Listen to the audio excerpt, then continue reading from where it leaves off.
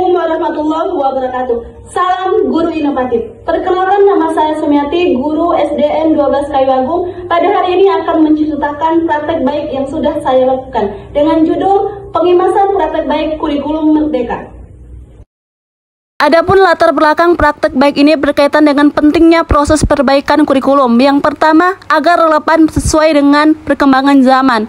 Yang kedua, untuk memenuhi kebutuhan belajar murid. Dan yang ketiga, sesuai dengan perkembangan teknologi. Pemahaman kurikulum yang perlu berubah-ubah. Kurikulum harus sesuai dengan perkembangan zaman, diadaptasi dengan konteks dan penyesuaian karakter peserta didik.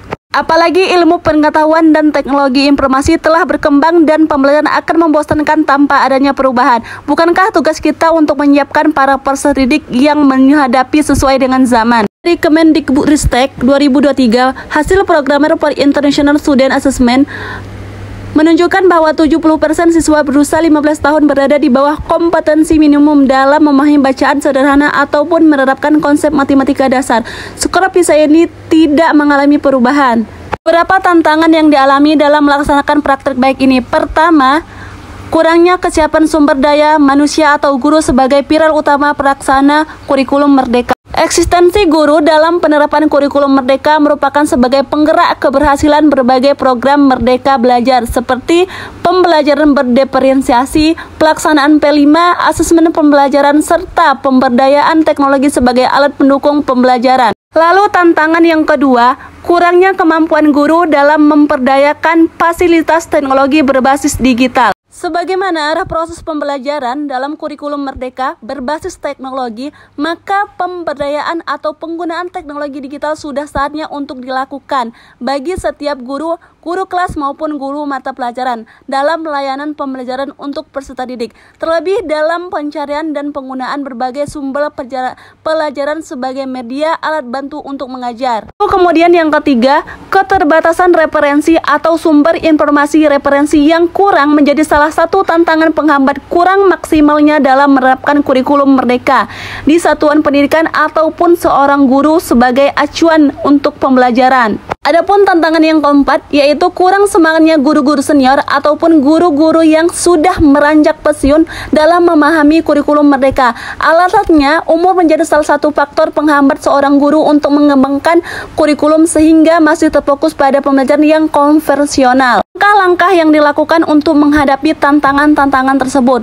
Yang pertama, adanya pengembangan kompetensi sumber daya manusia atau guru. Pengembangan kompetensi guru tentunya tidak selalu ada pada aspek yang bersifat teoristik maupun berbasis pengetahuan, tetapi juga dalam segi psikologis. Memanfaatkan platform Merdeka Mengajar, email, e-learning, dan media sosial lainnya.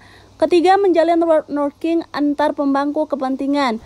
Dan keempat, merangkul dan mendampingi guru-guru senior dalam mengimplementasikan kurikulum merdeka dengan cara difasilitasi dan diberi dukungan sehingga mempunyai semangat untuk berkembang. Pembahasan ini kami sebagai narasumber untuk bekerja aktif dan inovatif untuk menjalin hubungan yang baik antar sekolah untuk menggiatkan Merdeka Mengajar. Dari refleksi dan dampak yang sudah kami lakukan, yang pertama, guru-guru mampu menyusun ADM seperti modul ATP dan CP, kemudian mampu memanfaatkan platform Merdeka Mengajar PMM, kemudian semangat dalam melaksanakan asesmen pembelajaran dan berkeinginan untuk meningkatkan mutu sekolah melalui rapor pendidikan yang dinilai. Dan adapun rencana tindak lanjut yang harus saya lakukan ke depannya, terus berpartisipasi dan belajar untuk memberikan informasi-informasi yang akurat tentang kurikulum merdeka. Kemudian memanfaatkan akun media sosial saya untuk berbagi praktik baik seputar kurikulum merdeka, menjadi konten kreator guru dalam laman media sosial saya seperti TikTok dan